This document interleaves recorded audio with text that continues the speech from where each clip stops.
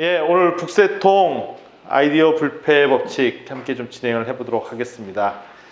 벌써 66번째 북새통인데요. 아이디어 불패 법칙.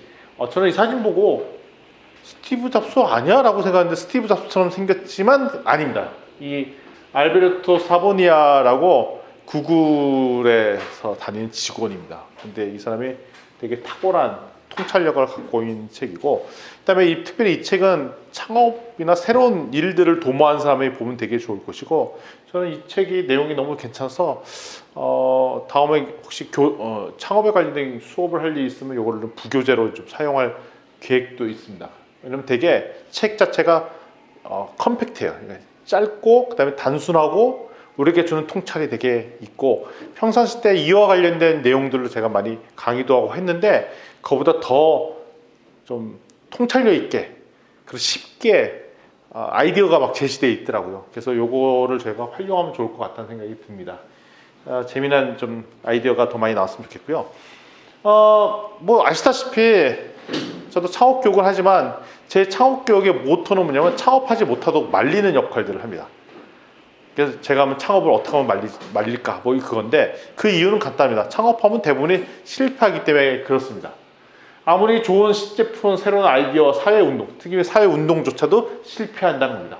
아무리 좋은 아이디어처럼 보이고 거기 모인 멤버조차도 좋아 보이지만 결국은 기승전 실패하게 된다.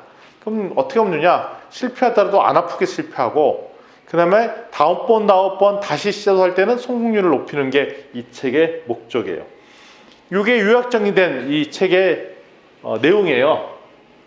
아이디어가 있으면 두 번째 가설을 하나 만들랍니다. 시장에서 어떻게 반응할 가설을 만들고, 시장 호응 가설이죠. 그리고 세 번째, 이거를 구체적인 숫자가 들어가 있는 X, Y, Z 가설로 만들고, 근데 숫자가 되는 X, Y, Z이 10중 8구는 규모가 크고 범위가 넓기 때문에 범위를 확 축소한 스몰, 작은 글씨잖아요.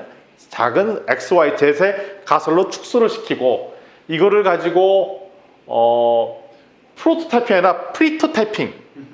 프로토타이핑은 제가 못하는 거죠. 프로토타이핑이 아니라 프리토타이핑 기법을 이용해서 실험을 한 다음에 그 실험한 결과를 가지고 나만의 데이터를 축적해서 활용해라.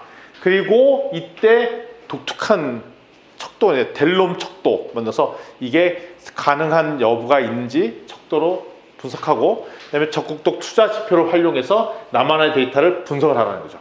그다음에 어느 정도 분석이 끝났으면 이것을 계속 반복해서 추진하고 뺄 거 빼고 수정하고 이래서 이 아이디어를 업그레이드 해 나가라 라는 것이 전반적인데, 이게 사실 창업의 전반적인 얘기가 다 들어가 있는 거예요. 시장 실패하는 이유가 뭐냐 하면 사실을 인정하지 않기 때문에 그렇다는 것입니다. 팩트를 인정하지 않기 때문에 그렇습니다. 대부분은 우리가 팩트 체크 제대로 안 하고 자기가 주관이 있기 때문에 팩트를 받아들이지 않는다는 것입니다. 그리고 우리가 확고하고 객관적인 데이터를 기반으로 해야 되는데 대부분의 사람들이 직관에 의존하고 똥꼬집에 의존한다는 겁니다. 똥꼬집에. 그렇다고 실제 데이터 가지고 하는 것이 아니라 감으로 의존한다는 것이죠. 그래서 잘 분석한 팩트는 시간이 지나도 변하지 않는데 감으로 하고 왔다 갔다 하니까 뭐 우왕좌왕하는 거죠. 지금 요즘 주식 환경이 그런 것 같아요. 하도 해도 변동폭이 막 이렇게 올라갔다 해요. 그러니까 모든 사람이 요즘 주식 투자를 안 하면 난리 나는 것처럼 해서 뭐 직장이든 공무원이건 누구든 다 주식을 하고 있어요. 그러면 저기에 본인이 팩트 체크를 해서 투자를 한 거가 아니라 그냥 감으로 막 해요. 제가 10중 8구는 제가 이제 느낌이 있습니다. 시간이 또 지나고면 엄청나게 많은 사람이 또 털리게 될 것 같아요. 그거는 왜 그러냐? 팩트 체크에서 뭐 투자 의사결정이나 사업 의사결정을 내린 것이 아니라 감으로, 분위기로, 다른 사람 돈 벌었대, 다른 사람 뭐 사업에서 성공했대, 이런 것들을 진행하다 보면 결국은 망하게 되더라라는 게 핵심입니다. 그래서 이 책에서는 과감하게 어느 정도까지 얘기하면 신제품 출시하고 실패할 확률 90%. 90%는 실패한다는 거예요. 실패. 그리고 신제품 나왔을 때 실패하는 것은 당연하다. 원칙이다. 심지어는 거기다 법칙이라고 얘기할까 하다 그건 너무 과한 것 같아서 원칙이다. 그러니까 신사업 시작해서 망하는 것은 기본이라는 거예요. 기본 깔고 하라는 거예요. 근데 제가 창업대학원에도 있고 오늘도 아까 중장년 기술창업센터도 얘기했지만 당신 망할 거야라고 하면 상당히 기분 나빠합니다. 당연한 아이디어. 내 아이디어 왜 망합니까? 됩니다라고 생각합니다. 여기 따옴표 되는 글씨만 한번 읽어보겠습니다. 시작. 대부분의 신제품은 시장에서 실패한다. 유능에게 실행해도 마찬가지다. 대부분의 신제품은 시장에서 무조건 실패한답니다. 아무리 유능한 사람이 만들어도 실패한다는 것입니다. 그게 90% 확률로 망한다는 겁니다. 그래서 이거를 인정해야 되는 거죠. 그러니까 우리 사업을 해서 성공할 거 생각하지 말고 이거는 망해. 그래서 다음번엔 덜 망하게 하도록 해야 돼. 근데 한번 망하더라도 안 아프게 망해야 돼. 이런 기본적인 생각을 가지고 해야 된다는 것이죠. 그리고 첫 번째 한번 망했을 때 배우는 게 있어야 되는데 배우지 않고 그냥 망해버리면 되게 아프잖아요. 그래서 이걸 이제 시장 실패라고 하지만 신제품에 투자했지만 시장 결과가 미치지 못하는 것을 기대에 상반되는 것을 시장 실패라고 하고 결국 시장 성공이라는 건 뭐냐면 신제품을 투자했는데 기대에 부응하는 이상의 것을 얻는 게 시장 성공이라고 정의 내릴 수 있다는 것이죠. 따라서 시장에 성공하려면 여러 가지 조건들이 맞아야 돼요. A 조건도 맞아야 되고 기술도 맞아야 되고 조직도 갖춰야 되고 마케팅도 맞아야 되고 그 다음에 판로도 잘 개척해야 되고 이런 것이 다 곱하기가 돼야 성공하는데 이 중에 하나라도 삐끗하면 뭐가 되냐? 실패라는 거죠. 따라서 실패할 확률이 성공할 확률보다 훨씬 많다. 첫 번째 제품이 실패할 가능성은 몇 퍼센트? 90%. 그래서 제가 주변에 만나서 사업하기 위해서는 말립니다. 말림을 당한 사람들 여러 개 있잖아요. 계속 말립니다.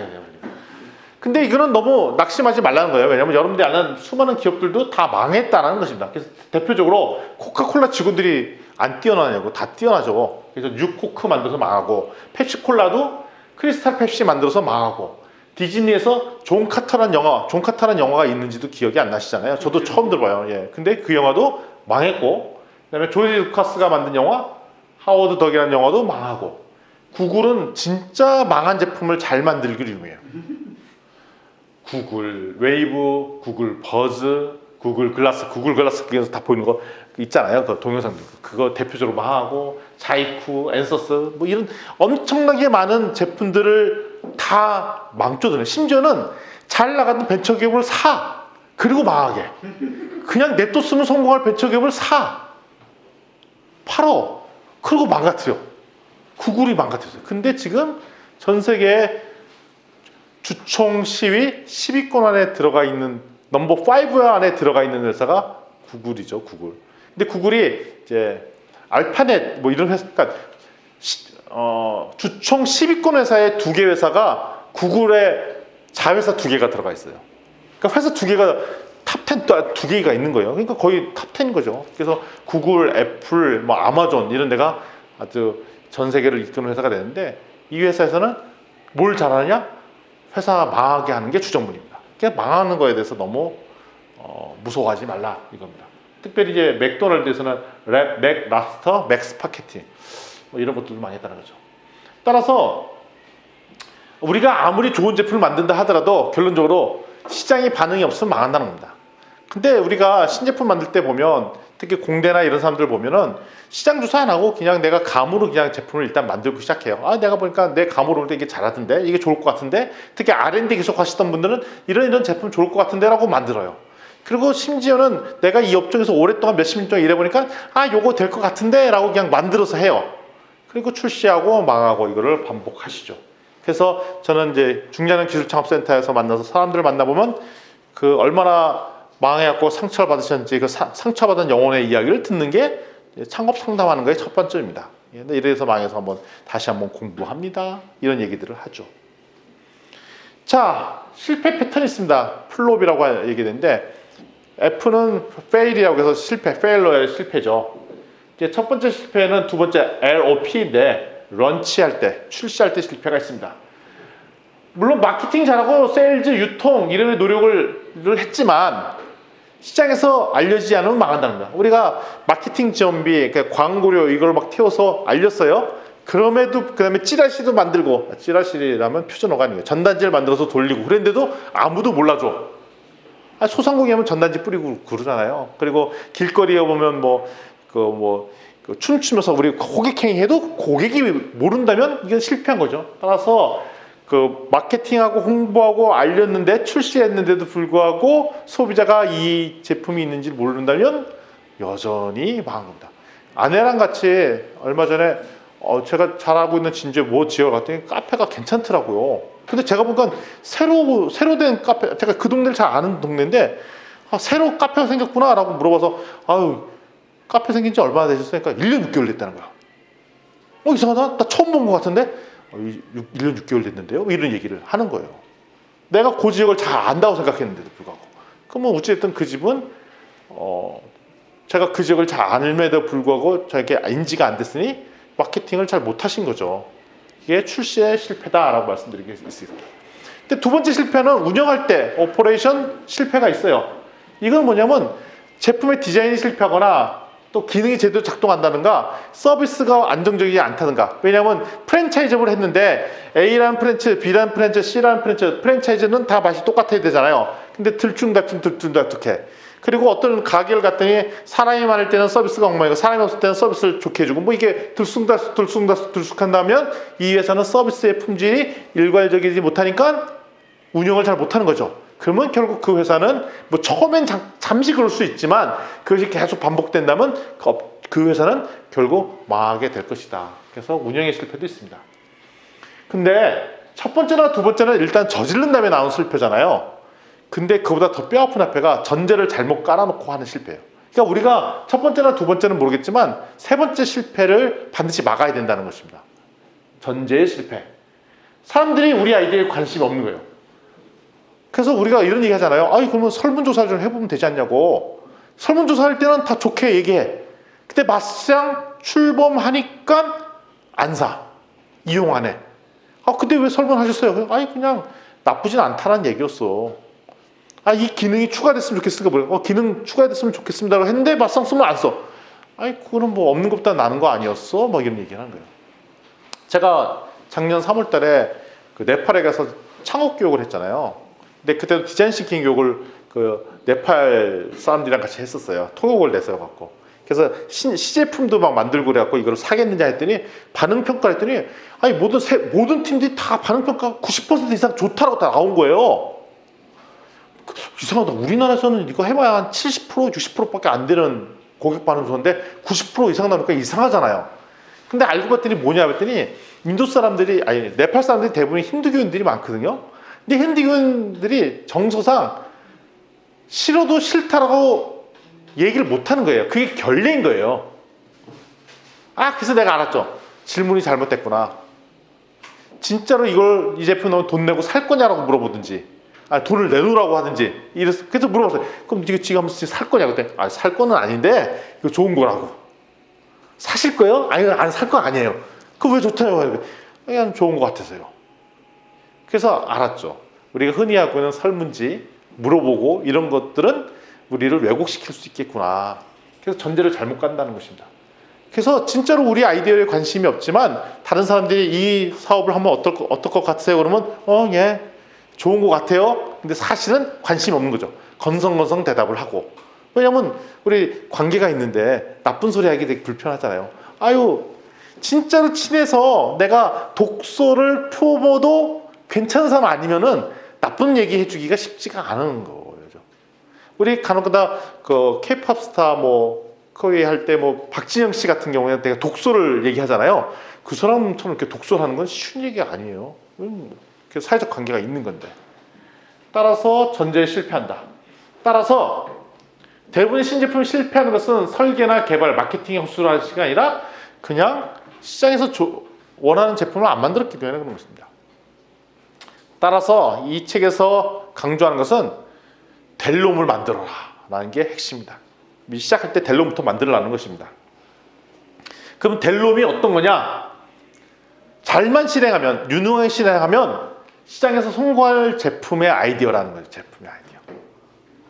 따라서 이건 뭐냐면 좋은 아이디어, 나쁜 아이디어는 없고 단지 시장에서 성공할 제품과 성공하는 아이디어냐, 실패하는 아이디어냐 이것밖에 없다는 거죠. 물론 델롬도 시장이 어설프거나 이게 진짜 될 가치가 있는데 근데 내가 역량이 부족해서 실행을 잘 못했어. 아니면 나보다 경쟁자가 더 빨리 와서 실행했어. 그러면 실패할 수 있습니다. 그러나 그 전제는 뭐냐면 델롬을 먼저 찾는 것이 중요하다는 게 이 책의 관점이에요. 근데 안 될 놈은 아무리 마케터 아니면 아무리 뛰어난 실행가가 한다 하더라도 처음에 조금 반응이 있을지 모르지만 결론적으로 실패한다는 것입니다. 그래서 아까 샘플로 구글 케이스 얘기하고 펩시콜라, 코카콜라 얘기하는 건 뭐냐면 그 회사는 저건 검증된 거잖아요. 뭐냐면 유능한 인재들이 모여있는 집단이라는 것도 검증하잖아요. 근데 거기서 왜 이렇게 많이 실패하냐고요. 그거는 간단한 거죠. 안 될 놈을 실행을 했기 때문에 실패했다는 것이며, 아무리 실행력이 뛰어나도 여러분 마케팅이 뛰어나고 디자인 잘하고 품질 좋은 제품 만들고 판매 잘하고 그다음에 공학적으로 잘 만들어도 안 될 제품 만들면 결국 망하게 된다는 것입니다. 근데 왜 많은 사람들이, 특히 노련한 사람들이 아예 안 될 놈과 왜 그걸 만들어서 실행을 해버리냐, 이거가 의문점이잖아요. 아니 왜 안 될 거를 실행하느냐. 그럼 뭐냐면 현장 가서 데이터 조사 안 했기 때문이라는 것이죠. 여기에 재미난 표현을 써. 생각낸들. 그러니까 머릿속으로 상상이 나를 펴서 그냥 런칭을 한다는 것입니다. 그리고 한다는 거가 뭐냐면, 그 다음에 현장 조사했던 거가 뭐냐면 그냥 포커스 그룹 인터뷰. 왜냐면 몇몇 사람들 불러놓고 반응 조사하는 거 있잖아요. 그 정도 해버리고, 아니면 그냥 설문지 돌려보고, 그거 하면 안 된다는 얘기를 하는 거예요, 이 책에서. 실질적으로 해봐야 된다는 거예요. 실질적으로 팔아봐야 된다는 거죠. 근데 실질적으로 팔아보려면 돈이 많이 드니까 이 책에서 제시해 준 거가 프리토타입이라는 걸 만들어서 파업을 하는 거죠. 프리토타입. 그건 좀 이따 설명을 하도록 하겠습니다. 그래서 우리 포커스 그룹 인터뷰 설문조사 이거 의존하면 안 된다고 철저히 얘기합니다. 따라서 이 팩트를 찾고 팩트 속에 숨어있는 소위 말하는 숨겨진 이유, 근본 원인을 찾아라, 그 얘기입니다. 따라서 결국 이 될 놈을 실패를 만드는 이유가 4가지가 있는데, 첫 번째 아이디어 전달에 실패한다는 거예요. 아이디어를 전달하는 거. 그렇죠? 아 다르고 어 다르고, 나는 A라고 얘기하는데 저 사람은 다른 걸 받아들이게 되는 경우들, 소통의 문제인데 이런 거 있어요. 뭐냐면 제가 신제품에 설명을 했어요. 아 내가 설명한 제품은 이런 거야 라고 얘기했는데 결론적으로 딴 거 생각해. 제가 여기 오기 전에 이준 선생님이랑 저녁을 같이 먹었거든요. 그랬더니 전화로 막 얘기를 하는 거예요. 오늘 저녁 먹을 장소가 여기가 설명하는 거. 근데 이 들으면서 저는 딴 생각하는 거. 아 저기구나. 막상 가보니까 딴 데야. 기껏 나한테 알려준다고 알려준 건데 난 딴 데 가 있는 거야. 그래서 전화를 다시 한 거죠. 그래서 거기 가고 이렇게 얘기하니까 그때서 그 소리가 들린 거예요. 내가 딴 데 가보고 나니까 내가 딴 데 온 줄 알았어. 분명히 앞에 설명했는데. 이런 거예요. 설명한 내용과 막상 들은 내용이 이해가 다를 수 있다는 거예요. 그래서 내가 내가 요번에 출시한 서비스 사업이 이런 거라고 설명을 했죠. 듣기도 잘 들어. 근데 이 사람이 얘기할 때는 이 그림을 그리고 얘기했는데 저 사람 들을 때는 딴 그림 그릴 가능성이 있다라는 얘기예요. 우버 서비스가 알죠? 우버. 예, 우리나라에서는 우버 서비스가 없지만 외국 나가면 우버가 있잖아요. 그러니까 우버 어디서부터 어디 가겠다 예약을 하면 개인차 끌고 가갖고 드라이브까지 우버 가잖아요. 제가 이제 우리 딸 만나러 호주 갔다가 공항 왔다 갔다 우버 이용해보니까 좋더라고요. 딱 눌러서 앱으로 우버 앱으로 하니까 딱 와. 그러면 자가용에서 앞에 운전하는 드라이버가 와서 데리고 가지고 막 그러더라고요. 한국 사람이 호주 가서 우버 알바 엄청나게 한대요. 코어 타임 때. 그래서 타봤죠. 그랬더니 막 오는 거예요. 그랬더니 이 사람이 창업의 달인이거든요. 왜냐면 우버 이 저자가, 왜냐면 구글에서 근무했고 신제품을 받아들이고 이거 아니야 좋다 막 판단하는 역할들도 엄청나게 많이 했던 사람이에요. 아 근데 보니까 우버 설명을 딱 들으니까 아니 낯선 사람이 또 다른 낯선 사람의 차에 탄다고? 이건 미친 아이디어야. 아니 그럼 잘못되면 어떡하라고. 말도 안 되는 아이디어라고 얘기를 했대. 처음에 우버가 런칭한다고 그랬을 때. 잘못 생각한 거죠. 창업의 전문가조차도 저 사람의 얘기를 들었을 때 또 다른 상상을 한다는 얘기예요. 의사소통의 문제가 반드시 생긴다는 겁니다. 두 번째, 예측하는 데 한계가 있다는 거죠. 경험해 보지 않은 것은 예측하기가 힘들어요. 왜냐하면 내가 이 서비스를 사용한 거랑 진짜로 써본 거랑 다른다는 거예요. 그래서 이 저자가 나중에 우버가 참 좋은 서비스라는 걸 뒤늦게 알게 됐대요. 근데 내가 이 우버라는 것을 그렇게 오래 자주 쓰게 될지 몰랐다는 거예요. 아, 이 서비스 좋네? 그러면 한 달에 한 번 정도 써봐야지 라고 생각했는데 실제 이용하니까 너무 좋았고, 심지어 이분의 따님 같은 경우는 자기 차를 팔아버리고 본격적으로 우버만 써볼까? 이런 생각이 드는 거예요. 그런 생각을 했다는 거예요. 따라서 내가 어떤 서비스가 있으면 좋다라는 것을 아무리 설명 들어봐도 내가 직접 이용해보면 진짜 좋구나라는 생각이 들어서 바꾸지 않는 한 내가 경험을 해보지 않는 한 한계가 있다는 거야. 아무리 좋다라고 해보더라도. 그래서 예측력에 한계가 있다, 문제가 있다. 세 번째, 적극적 투자가 없으면 한계가 있다는 얘기를 하는 겁니다. 그러니까 뭐냐면 이 물건이 좋다라고 얘기할 때 진짜 돈을 내고 써보면 돈을 낸 행위를 한다면 투자까지 한 거잖아요. 그 정도까지 가지 않았으면 이 사람의 의견은 진짜로 이 사람이 좋다고 얘기하는 것이 아닐 수 있다는 얘기인 겁니다. 그러니까 상대방의 투자를 이끌어내는 것까지 가야 된다는 거죠. 무슨 얘기인지 아시겠죠? 그 다음에 네 번째, 확증 평양 이야기가 있습니다. 확증 평양. 문이 안 되겠어요. 확증 평양. 네 번째는 뭐냐면 확증 평양 이야기가 있어요. 확증 평양. 뭐냐면 내가 한 아이디어에 푹 빠져버리면 내가 믿는 것은 되게 호의적으로 생각하고 다른 사람의 데이터는 안 받아들이는 확증 평양이 있어요. 그러니까 내가 A 할까 B 할까 선택을 하잖아요. 그러니까 내가 A와 B 할까 해서 B를 딱 선택하면 B에 대한 좋은 내용만 들리고 A의 긍정적인 거는 안 들려. 그 진짜 확증 평양은 벗어나기가 어려운 것 같더라고요. 따라서 이걸 우리가 갖고 있기 때문에 될 놈을 못 알아보는 이런 오판을 한다는 것입니다. 제가 페북에 남겼던 글이에요. 이 책에도 나온 글이죠. 제가 한번 읽어보겠습니다. 먼저 최초의 아이디어는 전달 과정에서 한번 왜곡이 됩니다. 그 왜곡된 아이디어를 사람들은 자기의 독특한 경험과 편향으로 통해 들여다보고 판단합니다. 주관으로 판단한다는 얘기죠. 그 다음 적극적으로 투자한 게 아무것도 없는 사람들은 자기 의견을 막 내놓는다. 그러니까 돈 내고 산 사람이 알면 자기가 하고 싶은 말 막 한다는 거예요. 마지막으로 왜곡된 아이디어의 편향된 판단은, 내가 경험했던 편향된 판단은 그냥 아무런 위험 부담을 지지하는 사람에게 의견을 조심스럽게 선별하고 해석해 그것을 줄곧 믿고 싶은 사항을 재확인한다. 그러니까 지멋대로 생각한다는 얘기입니다. 따라서 좋은 아이디어 될 놈들을 판단을 못하는 일들을 저지른다, 이 얘기를 하고 있습니다. 그런 반면에 성공을 못 알아볼 가능성도 있어요. 트위터, 요즘은 트위터가 망조가 됐지만 트위터 맨 처음에 나왔을 때 이 사람들이 이렇게 생각했다는 거죠. 누가 팔로우 판다고? 누가 그런 걸 해? 그리고 140자 제한을 준다고? 너무 불편한데? 우버, 나 공업장을 사양하겠어. 이거 너무 무서운 거야. 공포 영화 같아. 낯선 사람 차에 탄다고? 차라리 버스를 타지. 이런 생각도 있었고요. 에어비앤비는 빈 공간을 집을 비워주는 거잖아요. 근데 저도 그 여전히 찝찝한 거 있어요.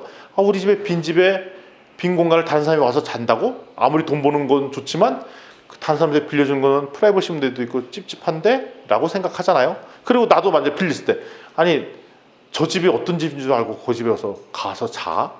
너무 위험한 거 아니야? 저기 사업이 되겠어? 라고 생각하죠. 왜냐면 에어비앤비 나왔을 때 그런 얘기 많이 했었거든요. 우리.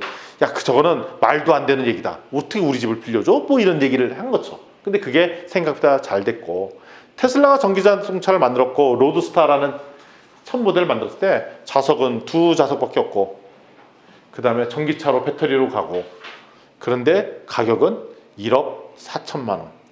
1억 4천만 원이면 차라리 포르쉐나 중고 페라리 사는데 저거 사는 건 미쳤지 라고 하는데 대박이 났죠. 그러니까 이 창업의 전문가조차도 성공 못 알아봐요. 그래서 우리 같은 이제 창업대학원 교수들도 저거 대박 나는 제품 설명 듣는데 저거는 안 될 거라고 생각하는데 대박 나는 경우가 있고, 저건 된다라고 얘기했는데 안 되는 경우가 있더라는 겁니다. 그래서 저희가 얘기하는 거로 너무 상처받지 마세요. 근데 일단은 안 되게 주저앉히는 일을 하죠. 왜? 90%는 안 되는 걸로 나와 있으니까. 그게 확률이 더 높잖아요. 될 확률보다 안 될 확률이 높으니까 일단 안 된다고 얘기하는 거예요. 따라서 내 의견도 남의 의견도 심지어는 전문가 의견도 믿을 수 없다면, 그럼 내가 개발하고 싶은 아이디어가 성공할지 여부를 어떻게 알았냐? 데이터 비트스 오피니언, 증거물을 보여달라는 거예요. 데이터로 검증하라는 겁니다. 데이터 말고는 답이 없다는 겁니다. 근데 데이터인데 남의 데이터가 아니라 내가 데이터를 만들어서 검증한 것밖에 답이 없다는 겁니다. 그 이야기를 이제 뒤부터 하려고 해요. 이게 되게 중요한 얘기죠. 그래서 아이디어 깊이 생각하지 말고 뭐하냐? 데이터 모으는 작업하라는 거죠. 실제 데이터를 직접 조사해서 만들라는 겁니다. 좋은 데이터의 기준은 뭐냐면 신선해야 되죠. 왜냐면 최근의 데이터야 되는 겁니다. 그러니까 지금 사업하려면 내가 5년 전, 10년 전 했던 데이터가 아니라 지금 당장 요번 달에 실행한 데이터를 가지고 판단하는 거죠. 신선해야 되고요. 두 번째, 확실하게 관련된 데이터. 내가 이 사업을 하려고 해요. 근데 이 조사를 엉뚱한 다른 곳에서 해. 그러면 안 된다는 거죠. 내가 청소년을 대상으로 무슨 사업을 하려고 해. 근데 이걸 유사하게 어디서 해봐? 어린이 대상으로 한다든지 아니면 다른 나라 청소년 대상으로 한다든지 이러면 안 된다는 거죠. 이러면 안 된다는 거죠. 내가 다문화 청소년을 위한 서비스를 개발하려고 그래요. 근데 일단은 한국에 있는 내국인을 대상으로 위한 청소년을 대상해서 검증된 거예요. 여기서 됐으니까 저기도 될 거야 라고 생각하면 된다 안 된다? 안 된다는 거예요. 확실한 관련성이 있도록 해야 된다는 거죠. 알려진 출처. 그냥 다른 데서 나온 자료를 갖고 참고하는 거 좋은데 유사한 자료가 있잖아요. 근데 그때 잘 봐야 된다는 거죠. 왜냐면 일단은 다른 데서 우리 보도자료를 내거나 성공자료를 낼 때는 일단은 좀 가공을 한다는 거죠. 가공. 그래서 거기서 나온 자료를 100% 믿지 말고 다시 한번 꼬집어서 봐야 된다는 얘기를 하고 있습니다. 그리고 통계적 유의성. 통계적 유의성이라는 샘플 사이즈 얼마나 되고 한두 케이스 가지고 성공한 거 이런 걸 가서는 안 되고 충분한 샘플 사이즈를 가지고 있어야 된다는 얘기를 하는 것이죠. 따라서 다른 사람이 만든 데이터는 참고는 하는데 거기에 전적으로 의존하지 말고요. 나만의 데이터를 만들기 위해서 어떻게 하냐? 직접 실행하고 거기서 데이터를 얻으라는 겁니다. 직접 실행하고 데이터 얻으라는 게 이 책의 기본적인 컨셉이고요. 이 조건은 따라야죠. 신선함, 관련성, 출처, 통계적 유의성을 따르면서 데이터를 모으라는 겁니다. 그래서 첫 번째 해야 될 게 뭐냐면 아이디어가 있으면 가설을 세우라는 겁니다. 무슨 가설? 시장 호응 가설을 세우라는 겁니다. 시장이 우리 아이디어를 어떻게 받아들일지에 대한 기본 신념을 가정을 세우는 것입니다. 그러니까 시장이 우리 아이디어에 대해서 어떻게 반응할지를 알려주게 된 비전들을 세우는 거죠. 예를 들면 초기 아이디어가 이런 거예요. 치포스시라는 브랜드 제품을 만들기로 결정했습니다. 뭐냐면 초밥이 미국에서도 비싸거든요. 근데 초밥을 먹고 싶어하는 매니아들이 좀 생겼어요, 미국에. 그래서 어떻게 하면 좋을까라고 생각하다가 푸드트럭, 값싼 초밥 푸드트럭을 만들어야겠다. 얼마에 파냐? 99센트의 참치롤. 99센트라는 1달러잖아요, 1달러. 그러니까 하나에 1달러, 1,200원짜리 스시를 파는 거죠, 하나에. 하나에 얼마죠? 하나 스시가? 근데 진짜 싼 거는 600원짜리 있고요. 하나가? 10개 만 원 정도. 10개 만 원. 근데 미국은 우리보다 물가가 되게 비싸죠. 제가 호주나 미국 한번 가보니까 기본적으로 우리가 먹는 식당에서 먹는 거에 2배 정도 되더라고요. 2배. 그러니까 물가 차이가 있어요. 2배 정도 비싸요. 그리고 또 뭐가 문제냐? 서비스 차지가 꼭 붙잖아요. 팁 줘야 되잖아요. 그래서 그 초밥을 가서 레스토랑에서 먹는다는 얘기는 기본적으로 음식 가격이 우리의 2배다가 서비스 차지 붙여야 되고 텍스를 또 별도 붙여야 되니까 우리나라에 한 2.5배 정도 돈이 드는 것 같아요. 돈이. 맞습니다. 그럼 꽤 비싼 거죠. 그래서 미국 사람도 스시 먹는 게 꽤 부담인데 그걸 차포 다 띄고 그냥 개당 1달러짜리를 푸드트럭으로 먹는 서비스를 아이디어를 난 거예요. 이제 가설을 세운 거죠. 아이디어 가설. 시장 호응 가설. 다른 패스트푸드만큼 빠르고 저렴하게 초밥을 만든다면 많은 초밥 애호가들이 햄버거나 타코 등 건강하지 않은 음식 대신 우리 초밥을 선택할 것이다. 이런 가설을 세우라는 거죠. 그러니까 이런 아이디어 낼 수 있잖아요. 아이디어 내면 바로 뭐부터 하냐? 가설을 세우는 거죠. 가설. 이게 시장 호응 가설이에요.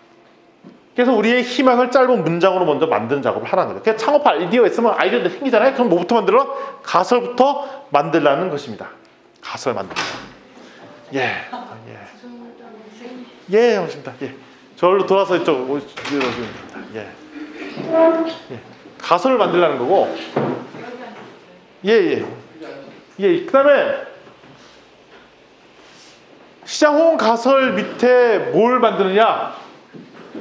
XYZ 가설을 만들려고 해요. XYZ 가설, XYZ. 이게 뭐냐면 시장 호응 가설에서는 그냥 단순하게 문장으로 나왔잖아요. 이거를 숫자로 바꿔달라는 거예요. 숫자. XYZ라는 숫자로 바꿔달라는 것입니다. 그래서 X는 뭐냐? 구체적으로 몇 퍼센트가 좋아할 것인지, 타겟 시장, 목표 시장에 몇 퍼센트가 좋아할 것이 X고, 따라서 우리가 시장 점유율이 몇 %가 될지를 물어보는 게 X고, 그다음에 Y는 뭐냐?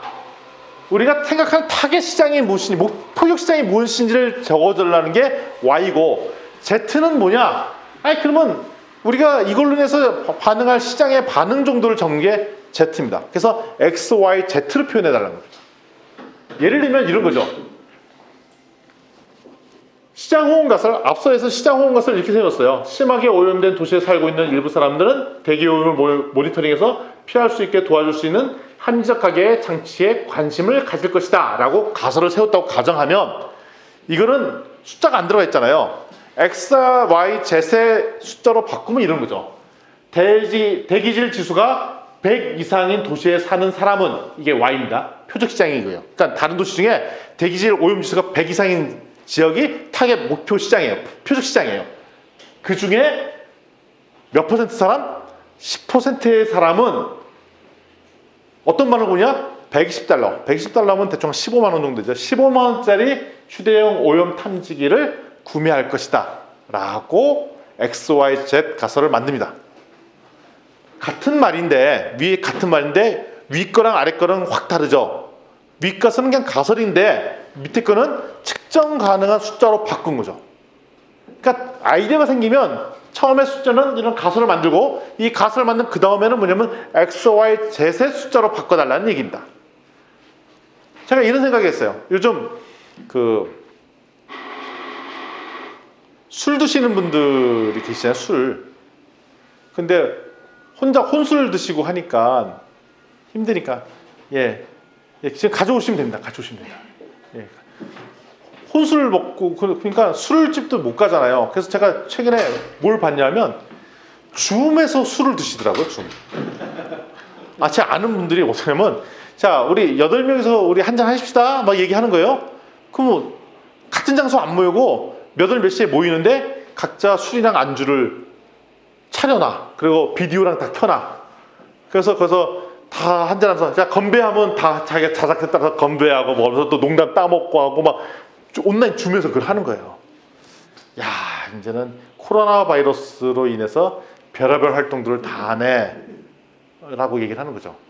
근데 전에 유튜브 보니까 중국에서 나온 동영상인데, 혼자서 건배하고 술 먹는 것을 어떻게 하냐니까 선풍기 돌아가게 달아놓고 선풍기가 줄로 갔다가 일로 돌아오면서 건배 한번 하고 또 한 잔 먹고, 이런 동영상 짤을 본 적 있어요. 보신 분 계실 거예요. 그렇죠. 예.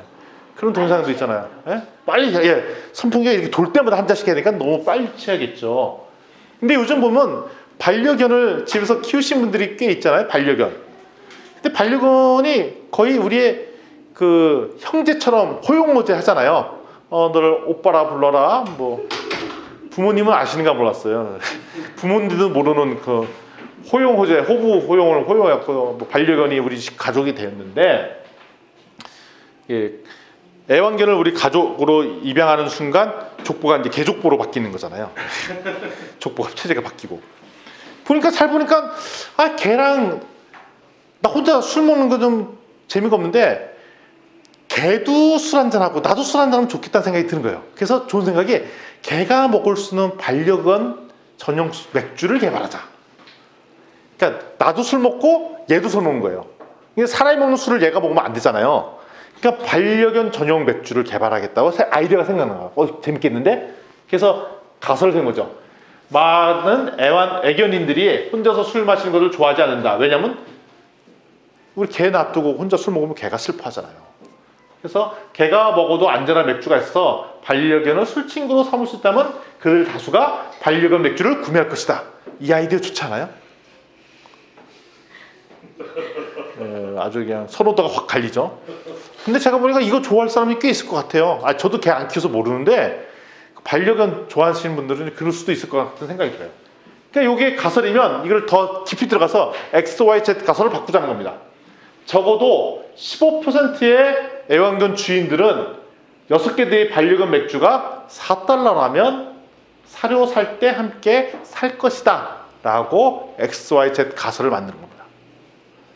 무슨 얘기인지 아시겠죠? 아이디어가 생겼어요. 버튼 아이디어가 떠오르잖아요. 그 아이디어 떠온 다음 다음부터는 문장을 만들죠. 문장을 만든 다음에 그 다음에 또 XYZ 값을 만들 때는 어떻게 하면 숫자로 표현하자는 거예요. 숫자로. 이게 점점점 깊이 들어가는 거죠. 자, 근데 요 숫자도 되게 큰 숫자이기 때문에 뭘로 범위를 축소시킬 필요가 있습니다. 이 범위 축소가 뭐냐면 이게 뭔가 소문자로 바뀌었어요. XYZ가. 범위 축소 XYZ 값을 만들자는 거죠. 그 얘기는 뭐냐면 당장 구체적이고 당장 요번 주에도 실행 가능한 범위를 축소시킨 가설로 또 바꾸라는 겁니다. 예를 들면 아까 XJ와 가설에 대기질 지수 100 이상인 도시에 사는 사람들은 적어도 10%는 120달러짜리 휴대용 오염 탐지기 구매할 것이다 라고 가설 세웠어요. 근데 이거는 너무 크니까 범위를 확 줄이자는 겁니다. 앞에서 했던 XYZ 가설과 다르게 이걸 범위를 더 축소하는 스몰, 소문자죠. 스몰 XYZ 가설로 더 축소시킨 겁니다. 더 축소. 왜냐하면 앞에 있는 가설만 해도 범위가 크거든요. 그러니까 이때 축소할 때는 뭐냐면 아예 요번 주에 당장 실행할 수 있는 범위를 확 줄이는 겁니다. 근데 내가 마침 베이징이라는 도시에 살고 있어요. 그리고 우리 집 자녀가, 제 자녀가 그렇다는 게 우리 집 자녀가 여기 나와 있듯이 토트 아카데미에 다니고 있어요. 그러니까 우리가 요 학부모들 다 알아. 그러니까 이렇게 가설을 세우는 겁니다. 원래 XYZ 가설은 대기질 지수가 100 이상인 도시에 사는 사람들 중에 적어도 10%는 120달러짜리 휴대용 오염 탐지기를 구매할 것이다 라고 가설을 세웠잖아요. 이거를 내가 당장 실행할 수 있도록 하는 거죠. 아, 우리 애도 마침 다니니까 베이징 토트 아카데미 학부모들은, 아니, 학부모들 다 아는 사람이야. 그 중에 내가 보기에는 10%는 요게 800위안 정도 한다면, 800위안이 우리나라로 한 13만 원 정도 합니다. 13만 원 정도 하면 휴대용 오염 탐지기를 구매하지 않을까라고 가설을 세우는 겁니다. 요거는 어떻게 하냐면 당장 물건이 없더라도 물어볼 수 있다는 거죠.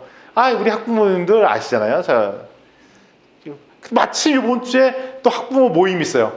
아, 이 제품인데 한번 사야죠. 아, 오케이, 살게요. 그게 한 10% 될 것 같다는 거죠. 이렇게 가설을 확 축소시켜 놓고 보면 우리가 더 실행하기 좋게 바꿀 수 있다는 것입니다. 그래서 요거를 가지고 데이터를 모으는 게 나만의 데이터를 모으는 거라는 것이죠. 그래서 제발 다른 사람이 했던 데이터를 모으지 말고 나만의 데이터를 축소하는 것이 되게 중요하다. 그리고 요때 사용할 제품, 그러면 이 학부모들한테 휴대용 오염 탐지기를 줘야 될 거잖아요. 보여줄 거잖아요. 그거를 뭐라고 부르냐? 프리토타입이라고 부른다. 프리토타입. 근데 프리토타입이라는 게 뭐냐면 프리텐드, 영어 프리텐드가 몸모인 척 하다가 프리텐드잖아요. 그러니까 몸모인 척 하는 거예요. 우리가 보통 프로토타이핑이라고 시제품을 프로토타입이라고 하거든요. 프로토타입은 진짜로 양산되기 직전의 제품을 시제품이라고 해요. 근데 프로토타입 만드는 데 돈이 많이 들어요. 그래서 여기 프리토타입이라는 것은 뭐냐면 시제품이 아니라 가짜 제품인데 소비자 반응을 볼 수 있는, 그러면 프리토타이핑을 써라라고 되는데, 프리토타입은 뭐냐면 프리텐드라는 말을 쓴 거예요. 그러니까 몸모인 척하는 것. 프로토타입이라고 하는 시제품은 진짜로 그 제품을 양산 제품 만들기 직전의 제품이라 실제 시제품을 만드는 거는 돈이 많이 듭니다. 근데 그건 아니고 여기서 프리텐드 제품은 뭐냐면 몸모인 척하는 것. 가짜 제품이 가짜 제품. 몸모인 척하는 것. 그럼 프리토타입이라는 용어가 공식 용어냐? 공식 용어 아니야. 이 사람이 만든 용어예요. 아무도 쓰지 않습니다. 그래서 오늘 책을 읽고 나가서 프리토타이핑을 만드세요라고 하면 다른 사람들이 알아듣는다, 못 알아듣는다? 못 알아듣습니다. 이게 도대체 뭔 말이요? 창업업계에서 쓰는 용어냐? 쓰는 용어 아닙니다. 근데 제가 그래서 이거를 다 퉁쳐서 프로토타이핑이라고 하는데 이 책의 내용을 보니까 아하, 맞아. 시제품을 이랑 이 간보기 위해서 테스트하면 만드는 제품이랑은 분리할 필요가 있어 라고 생각이 드는 거죠. 그래서 이 사람이 통찰력이 괜찮은 것 같아요. 왜냐면 그렇다고 용어 이름을 줬잖아요. 프리토타입이라고 해서 이거 아이디어 괜찮은데? 라고 생각이 듭니다. 프리토타입이라고 하는데 이게 뭐냐면 이게 18세기의 체스 기계 미케니컬 터크라고 하고 있는데 이게 뭐냐면 이 사람이 무슨 기계를 만들었다고 뻥을 치고 하냐면 체스 두는 기계를 만들었다고 뻥을 친 거예요. 체스 두는 기계. 기계가 딱 체스를 두는 거야. 근데 알고 봤더니 어떻게 한 거다? 안에 체스 고수인자가 뒤에 들어가 숨어 있어서 이게 더 주는 척 한 거예요. 이 기계를 팔았다는 거 아니에요. 그러니까 이렇게 할 수 있다라는 거예요. 그래서 이 책에서 나오는 테스트 중에 하나가 IBM에서 하는 것 중에 하나가 뭐냐면 마스크 대고 지금은 나오는 제품이면 마스크 대고 쭉쭉쭉 얘기를 하면 그걸 자동으로 타이핑하는 기계를 만들었다는 거예요. 그래서 반응 조사를 테스트하니까 너무 좋잖아요. 막 왔는데. 근데 알고 보니까 그게 목소리를 듣고 인공지능의 타이핑이 자동으로 되는 걸 만든 게 아니라 어떻게 했다고? 사람이 뒤에서 듣고 그냥 타이핑한 거예요. 근데 소비자는 모르잖아요. 그렇지만 이런 제품이 나왔을 때 사람들이 반응이 어떤가 아닌가를 테스트하려고 만들었다. 그 얘기 잘 들으니까 이렇게 생각할 수 있는 거예요. 아, 그러면 우리가 힘들게 이거 고객반을 만들 제품을 다 미리 다 만들지 말고 이런 제품을 만들어 갖고 실제는 그렇게 돌아가는 거라고 하고 테스트해 볼 수 있잖아요. 이게 프로토타입이라는 얘기를 하는 것입니다. 그런데 우리가 시제품은 뭐냐면 이게 실제로 구현 가능한지 만들어야 되는지 작동되는지 실제 크기는 얼마인지 원가가 얼마 드는지를 계산하는 게 시제품인데 프로토타입은 뭐냐면 우리가 이런 아이디어한 제품들을 만들면 진짜 소비자가 반응할지를 테스트해 보자는 거죠. 따라서 이거 만들 때 관건은 돈이 많이 들어가야 돼, 안 들어가야 돼요? 안 들어가요. 요거 만든다고 돈이 많이 들었겠습니까? 안 들었겠습니까? 주로 많이 들었던 돈은 박스 값이죠. 박스 값. 박스 잘 만들어야 돼? 못 만들어야 돼요? 돈 안 들게 만들어야죠. 이거 진짜가 돌아가는 것이 아니기 때문에. 그래서 여기에 보면 다양한 케이스가 있어요. 폴드포유라는 기계도 마찬가지로 뭐냐면 그러니까 있잖아요. 빨래하고 다 놨으면 빨래하고 사실 어려운 게 개는 게 더 일이라. 그래서 폴드포유 개는 기계를 만들었다는 거예요. 그럼 소비자가 이거 좋아하는지 아닌지 테스트를 해보려고 어떻게 했느냐? 실제 그러니까 자 빨랫감에서 넣어. 그럼 개 갖고 나와. 근데 알고 보니 안에서 누가 개인 거야. 자동 기계 소리까지 여기도 막 내는 거야. 잉 돌아가는 소리야. 사실 알고 보니까 기계가 돌린 게 아니라 누가 해? 사람이 뒤에서 막 엄청 고생하는 거야. 누군가 들어가서 하는 거죠. 그게 이거. 그럼 간단하네요. 뭐 라면 끓여지는 그게 버튼 누르고 끓여줘. 그러면 그 안에서 뭐 해? 라면 막 돌려 끓여내는 거야. 자동으로. 그런 기계의 반응이 있는지 테스트를 해볼 수 있잖아요. 그게 프리틴더. 그래서 팜파일럿은 뭐냐면 옛날에 그 뭐라죠? 스마트폰 이전에 일정 다이얼가 있었던 PDA가 있어요. 그냥 이 재미난 사례인데 거기다 나무판에다 PDA 기능들을 막 이렇게 적어놓고 들고 다니면서 실제 이게 있는 것처럼 생활을 해봤대요. 자 오늘 다이어리 날짜 입력해 스케줄 잡아놔 뭐 입력을 하고 돌아다니면서 되는 것처럼 막 하고 다닌 거예요. 그리고 예를 들면 스마트 스피커도 우리 요즘 스마트 스피커 많이 쓰잖아요. 구글 뭐 틀어, 구글 전원 꺼 뭐 이런 거 하잖아요. 그게 얼마나 먹힐지 알려고 그걸 딱 만들어놓고 명령을 날려요. 명령을 날면 누가 다른 사람이 하는 거야. 라디오 켜주고 꺼주고. 근데 왜 그런 짓을 해?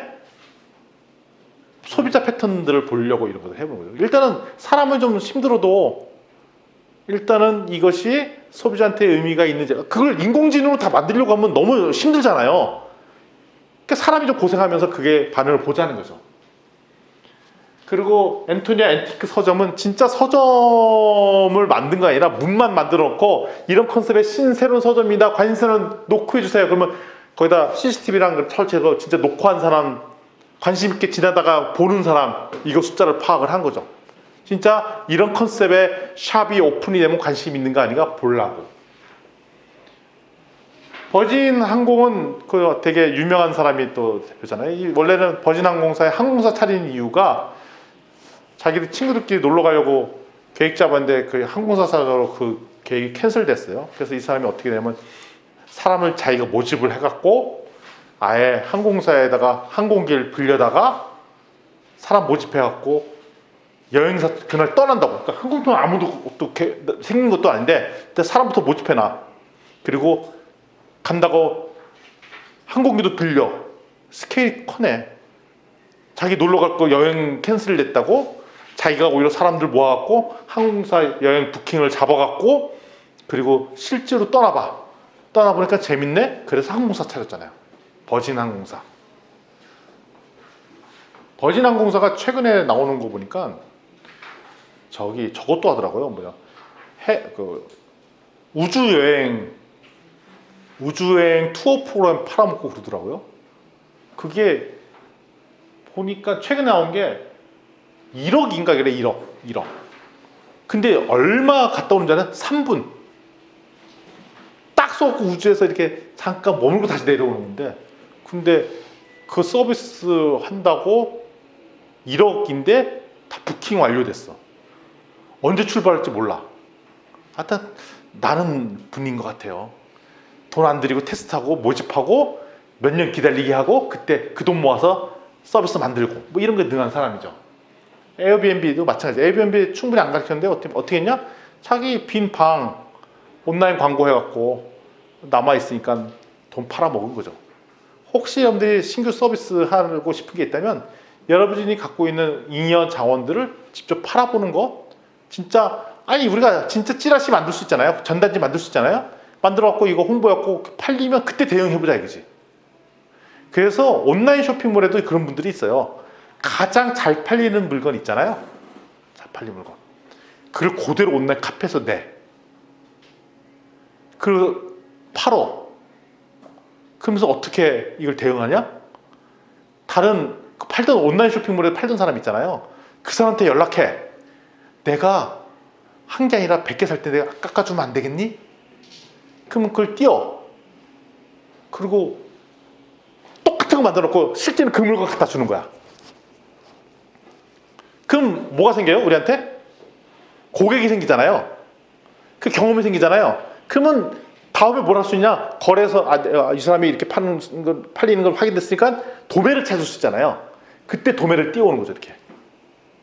그렇게 하는 사람도 있어요. 그러면 초기에 돈이 들었어요? 안 들었어요? 안 들었어요? 그렇게 해볼 수 있겠죠.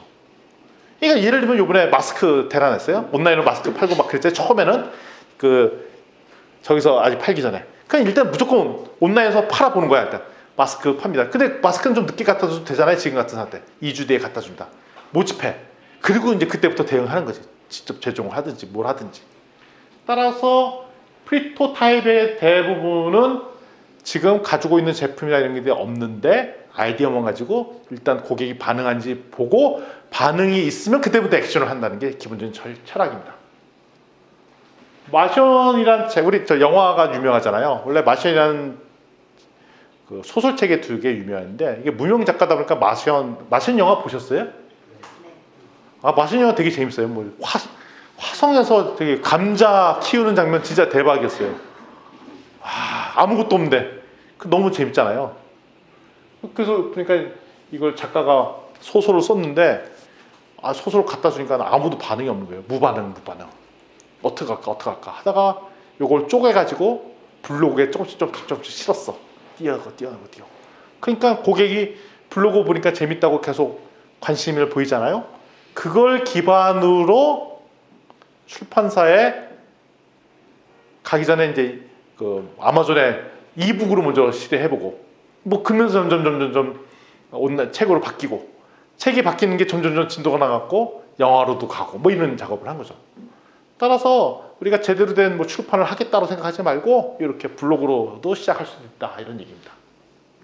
프로토타입의 핵심 사항은 뭐냐면 적극적인 투자가 있는 나만의 데이터를 생성해낸다. 이게 뭐냐면 고객 반응이 있어서 실제로 그걸 내가 사겠다, 액션을 하겠다는 걸 끌어내는 걸 적극 투출합니다.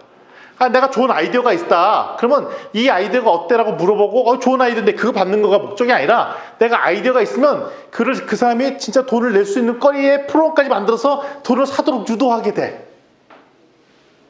그것까지 끌어내는 게 적극적인 투자라는 것입니다. 그리고 두 번째, 이거 한다고 액션에 너무 길게 걸리면 안 되고 당장 요번 주에 실행할 수 있는 정도의 범위를 딱 만들어보자는 거다. 아이디어 컨셉은 큰 아이디어는 1년 정도 걸려. 그러면 그때까지 기다리지 말고 진짜 그 중에 일부 잘라겠고 요번 주에 실행할 수 있는 범위로 딱 실행해 버리라는 거죠. 그리고 세 번째, 돈 안 들게, 저렴하게, 싸고 치고 빠지게. 왜냐하면 방금 이 아이디어는 성공 확률이 높아요? 실패할 확률이 높아요? 실패할 확률이 높아요. 이렇게 한다고 성공하는 게 아니라 90%는 실패한다니까요. 근데 이렇게 하면 뭐가 생기냐면 실패해도 안 아파. 싸게 찾았기 때문에. 짧고 치고 빠졌기 때문에. 아니 내가 온라인 쇼핑몰에서 잘 팔리는 게 있어? 그럼 내가 똑같은 그 카피캣으로 만들어갖고 올려놔. 저 사람은 잘 팔리는데 나는 안 팔 수 있잖아요. 그러면 내가 손해본 게 뭐 있어요? 손해본 거 있지. 시간 버리고 만든다고. 그러니까 그 정도 내가 투자한다 이거죠. 그래서 그렇게 빨리 테스트해보고 만약에 근데 반응이 보였다? 그러면 그때부터 대응하자는 겁니다. 이게 프로토타입의 핵심 사항입니다. 따라서 그럼 적극적 투자를 유도하라고 하는데 이게 어떤 거냐면 그냥 전문가가 의견 주는 거 좋은 아이디어인데 이런 거는 빵점이라는 거야. 빵점. 다른 사람 전문가가 와서 저한테 이 아이템 보고 교수님 이 아이템 어떻게 같아? 이거 제가 보기에 대박인 것 같은데요? 빵점짜리야. 빵점짜리. 그거 믿으면 안 된다는 거예요. 전문가 하는 얘기 다 맞는지 안 맞는지 모른다는 얘기예요. 격려. 해봐. 누가 얘기해요. 교수님 해보세요. 해보세요. 제가 격려해 주잖아요. 꼭 하세요. 성공하실 거예요. 빵점이라는 거야. 그럼 뭐가 빵점이냐? 제가 관심 있으니 그 제품 나오면 저한테 이메일 알려드릴 테니까 연락 주세요. 전화번호 남길 테니까 오세요. 그 정도는 조금 좀 줄만하다는 거예요. 왜냐면 전화번호 남기는 거 되게 남의 전화번호 주는 거 쉽지 않거든요. 그 정도까지 유도했으면 그나마 좀 낫다는 거예요. 그리고 내가 요거에 관련돼서 제품이 좋은지 한번 내가 써보겠습니다. 가서 직접 30분 정도 시간 들여서 막 써보기도 하고 활용해보고 그 정도는 꽤 많이 투자한 거예요. 왜냐면 시간이 금인데 가서 직접 활용해봤다는 건 좋다는 거예요. 직접. 왜냐면 자보세요. 사람한테 인터뷰할 때 잠시만 제 의견 좀 조사할 때면 좀 바빠서 왔는데요. 가잖아요. 저기 전화 오잖아요. 1588 전화 오면은 그 짧게 한 1분만 얘기하시면 됩니다. 근데 그 전화 받기 싫잖아요. 운전 중입니다 하고 전화 끊잖아요. 근데 30분 정도 시간 내서 시간을 들어준다면 이거는 성공한 30점짜리는 된다는 얘기예요. 근데 거기다가 완제품 나오면 제가 돈 줄 테니 미리 선수금 걸어 놓습니다. 그러면 점수가 좋고 실제 제품 안 나오는데도 미리 오더를 낸다면 이건 대박이라는 거죠. 그래서 테슬라한테 앨런 머스크 이런 경우는 선수금 100만 원씩 냈잖아요. 전기차 2년 뒤에 받는다는 조건으로 100만 원을 냈어요. 진짜로. 우주여행 간다고 막 돈을 냈어요. 선수금 1000만 원씩 냈어요. 이런 걸 받아냈으면 우리는 뭐라고 부르냐? 성공했다라고 보는 거죠. 그러니까 이런 걸 이게 적극적 투자를 끄집어내는 거라는 것입니다. 그럼 분석을 할 때 델럼 척도를 만들어라. 이게 또 핵심 사항입니다. 델럼 척도를 만들어라. 그러면 이게 잘 됐는지 안 됐는지 성공할 확률이 얼마인지를 받을 때 첫 번째 이게 결국 점점 그러니까 첫 번째 제품 아이디어 나오면 실패한다고 그랬잖아요. 반복해서 내야 되는데 처음에 나올 확률은 한 10% 성공률이 10%밖에 안 돼. 90% 실패한다고 그랬으니까 그럼 요거 나왔으면 다음에 뭐 내야 돼? 하나 또 내. 여전히 실패. 그럼 또 개선된 두 번째 아이디어 내고 세 번째 아이디어 나오면 조금 더 확률이 높아지겠죠. 더 높아지고 그러다 보면 한 5번째 6번째 정도 내면은 히트칠 상품이 나온다는 거죠. 그러니까 몇 번은 거쳐야 된다? 이 정도 숫자가 올라가야 되는 거죠. 몇 번이야? 하나, 둘, 셋, 넷, 다, 일곱, 여덟, 아홉, 열, 열한, 12번. 한 요 정도 실험을 해봐야 성공한다는 거예요. 새 제품 내기 전에 이런 가짜 제품, 프로토타입 제품들을 한 12번, 13번 정도는 계속 내고 실험해서 조금씩 가능성을 높여서 우리는 뭘 찾는 게 목표다? 델럼을 찾는데 이거 하려면 요거를 그러니까 성공하고 리턴하고 이런 것들 데이터로 확보를 해야 되는데 이게 델럼 척도라는 것입니다. 자, 그러면 이게 잘 되도록 하는 이제 전략 4가지를 말씀드리도록 하겠습니다. 첫 번째, 생각은 글로벌하게. 생각은 글로벌하게 뭐냐면 전 세계 지구인들은 다 팔 것처럼 처음 플랜은 잡아요. 그렇지만 시작은 로컬하게. 로컬하게는 여기는 당장 여기 우리 동네 사람 이렇게 꿈은 먼데하게. 시작은 우리 동네 사람들 이렇게 시작하는 것입니다. 그다음에 두 번째, 내일 한다고 하지 말고 당장 오늘 테스트 해볼 수 있다. 그러니까 좋은 장점은 뭐냐면 좀 이따 우리 나눔할 텐데 오늘 당장 여기 참석한 사람들한테 팔거리 준비했으면 좋겠어요. 아마 그거가 워크숍으로 준비되는 것 같아요. 당장 동네 사람한테 팔거리. 세 번째, 요거 할 때 내가 드는 돈이 없어야 돼요. 거의 돈이 안 들고 이걸 할 수 있는 방법을 찾아야 돼요. 네 번째, 그리고 한 사이클 거칠 때마다 고치고 뒤집고 수정하고 고치고 뒤집고 수정하고 언제까지? 델롬 나올 때까지 계속 반복하는 거죠. 그래서 시장 반응 이끌어낼 때도 되고. 근데 아까 10번 정도 했잖아요. 10번 정도 했는데도 고객 반응이 없어. 그거는 뭐냐? 안 될 놈이었다는 거야, 안 될 놈. 근데 우리는 그 안 될 놈을 갖고 안 될 놈은 결국 안 되는 거라는 거예요. 이때 피봇을 하는 거예요. 이때 이 사업은 아닌가 보다 접으라는 거예요. 근데 우리가 10번 시도했잖아요. 이때 저희가 시간과 품은 시간은 들였지만 재정적으로 돈 든 게 별로 없잖아요. 이런 과정을 거쳐야 된다는 것입니다. 그래야 어차피 창업하면 실패하는데 안 아프게 실패할 수 있다는 게 이 책의 얘기예요. 제가 오늘 이 정도 얘기를 정리했는데 이 정도 컨셉의 얘기는 제가 지금까지 봤던 창업책 중에서는 가장 탁월하고 아이디어하게 이 내용들이 나온 것 같아요. 이 내용 반드시 활용했으면 좋겠습니다. 이 정도에서 마무리하겠습니다. 수고하셨습니다.